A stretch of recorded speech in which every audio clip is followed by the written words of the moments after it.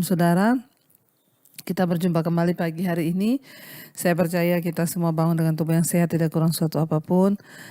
Dan firman Tuhan hari ini terambil dari Efesus pasal yang keempat. Efesus pasal yang keempat, ayat yang kita mulai ayat yang ke-17 ya. Efesus 4 ayat yang ke-17. Firman Tuhan berkata demikian. Sebab itu kukatakan dan kutegaskan ini kepadamu di dalam Tuhan.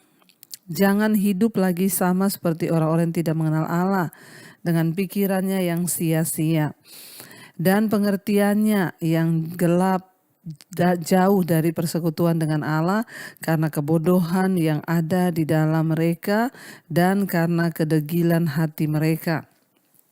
Ayat 19, perasaan mereka telah tumpul sehingga mereka menyerahkan diri kepada hawa nafsu dan mengerjakan dengan serakah segala macam kecemaran. Iya, saudara, Efesus pasal 4 hari ini mengingatkan setiap kita untuk kita boleh sungguh-sungguh ya terus dibaharui di dalam Tuhan. Ayat ini berkata, ayat 17, sebab itu kukatakan dan kutegaskan ini kepadamu di dalam Tuhan, jangan hidup lagi sama seperti orang-orang yang tidak mengenal Allah dengan pikirannya yang sia-sia.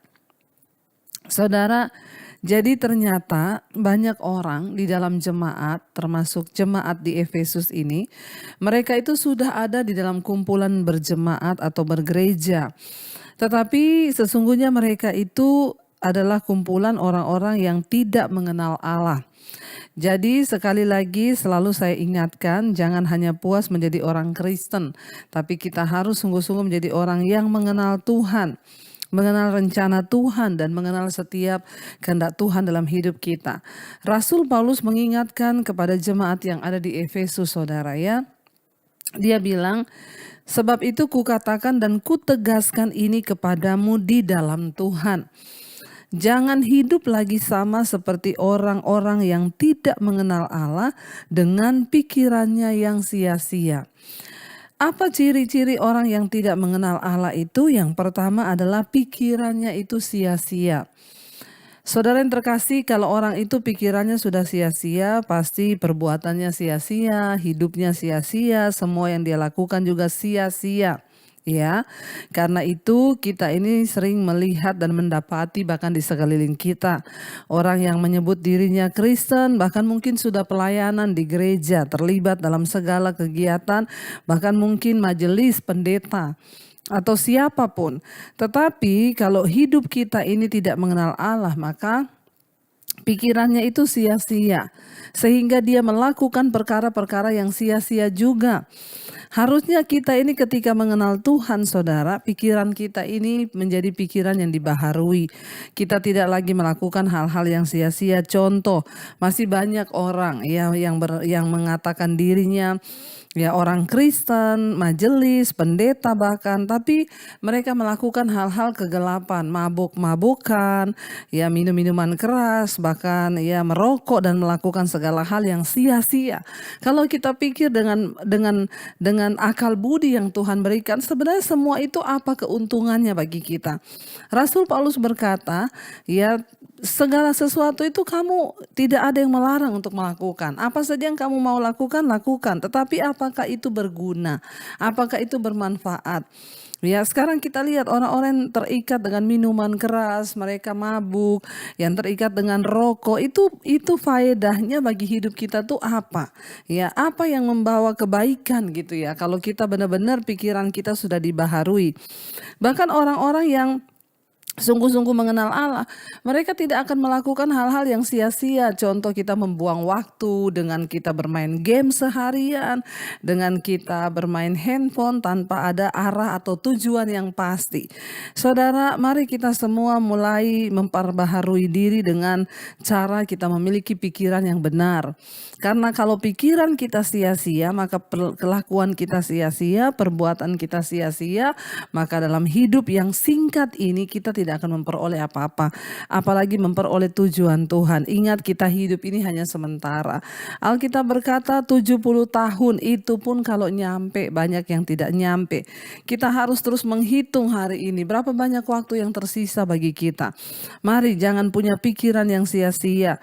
Ya, apalagi pikiran sia-sia, berapa berantem dengan orang, kepahitan, marah ya, dendam yang dibawa terus disimpan di hati. Ini kan semua sia-sia. Buat apa saudara? Kita hidup dengan kepahitan, dengan dendam, dengan amarah yang tidak berkesudahan. Ya, yang ada hidup kita aja ini yang akan rugi. Ya, makanya Rasul Paulus menegaskan, jangan hidup lagi sama seperti orang-orang yang tidak mengenal Allah, yang pikirannya sia-sia, melakukan yang sia-sia. Dan ayat 18 dikatakan pengertiannya yang gelap. Orang kalau tidak mengenal Tuhan itu, ya pengertiannya, cara berpikirnya itu gelap, ya boro-boro bisa melakukan yang terang atau kebaikan atau kebenaran. Ya pengertiannya saja gelap, jauh dari hidup persekutuan dengan Allah karena kebodohan yang ada di dalam mereka dan karena kedegilan hati mereka. Orang yang tidak mengenal Tuhan itu hidupnya jauh dari persekutuan dengan Tuhan. Ini bukan berbicara tentang datang ibadah di gereja. Oh saya itu tiap minggu loh Bu ke gereja. Enggak. Orang yang memiliki persekutuan pribadi dengan Tuhan itu berbicara tentang kita memiliki hubungan pribadi dengan Tuhan. Itu bukan hanya digambarkan ketika ada di gereja saudara, tetapi kita membangun kehidupan kita di dalam kebenaran, dalam firman, bahkan hidup kita terus setiap hari dibaharui dan dibaharui.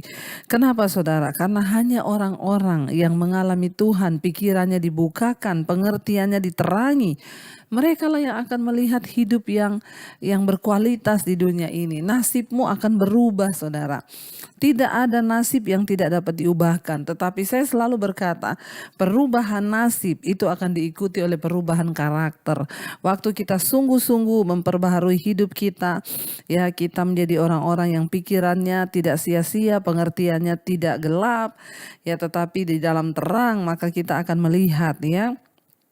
Semua itu kembali lagi kepada apa? Hubungan kita pribadi dengan Tuhan.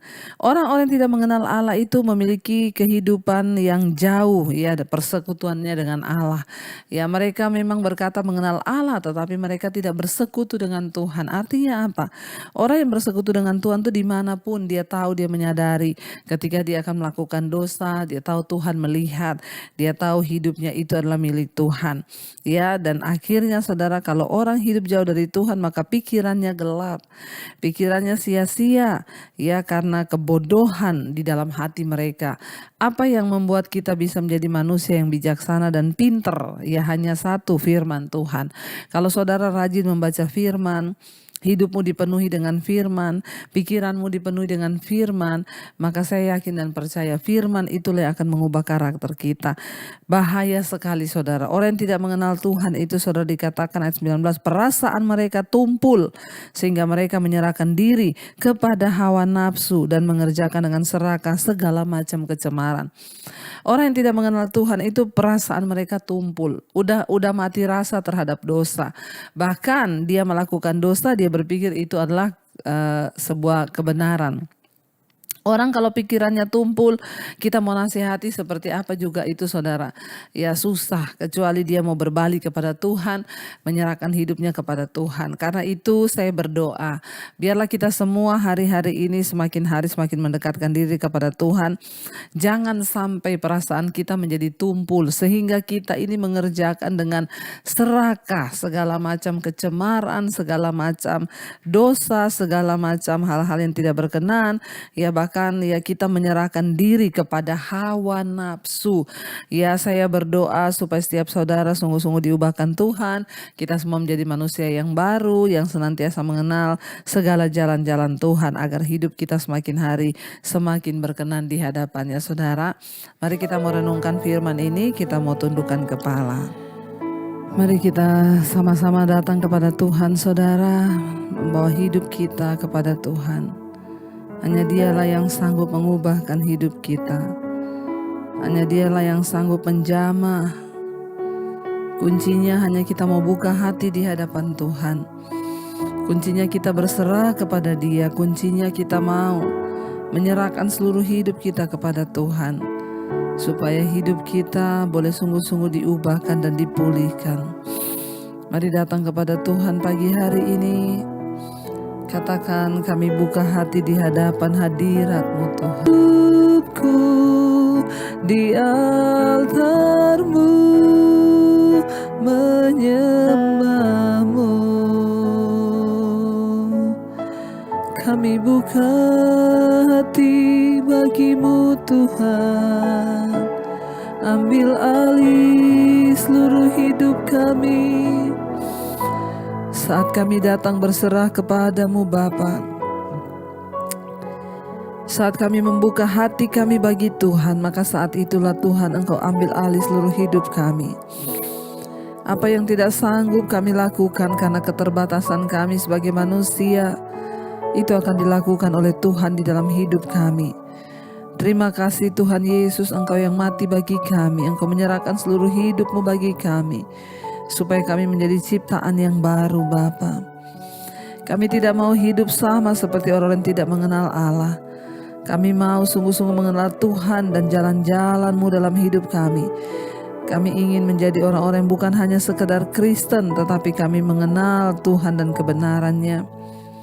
Berkati setiap anak-anak-Mu yang setia mencari Engkau, yang selalu bangun di pagi hari memandang wajah-Mu Tuhan. Berkati Tuhan dalam setiap kehidupan mereka, biar mereka terus mengalami pertumbuhan dalam iman, perubahan karakter, agar hidup kami semakin dibaharui.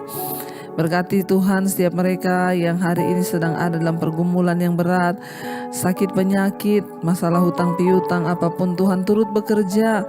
Biarlah hari ini menjadi hari yang penuh sukacita dan damai sejahtera bagi kami. Sertai setiap mereka yang bekerja Tuhan hari ini, yang bekerja di rumah, di luar kota, Tuhan menyertai, melindungi, menjagai, yang sekolah, yang kuliah, Tuhan juga menjagai. Tutup bungkus dengan kuat kuasa darah-Mu Bapa, agar hidup kami senantiasa memuliakan nama Tuhan. Berkati Tuhan untuk setiap mereka juga yang berulang tahun pada hari ini, umur panjang di tangan kanan, kekayaan hormat di tangan kiri, ketika kami sungguh-sungguh hidup mencari perkenanan Tuhan. Kami berdoa semakin bertambah kedewasaan jasmani, bertambah pula kedewasaan rohani di dalam Tuhan. Terima kasih Tuhan, menyerahkan bangsa dan negara kami dalam tangan-Mu. Engkau memberkati bangsa dan negara ini Tuhan. Terima kasih Bapa. Kami sama-sama menyerahkan hidup kami dalam tangan Tuhan pada pagi hari ini. Mari kita berdoa. Bapa kami saudara, Bapa kami yang ada di dalam sorga, dikuduskanlah nama-Mu.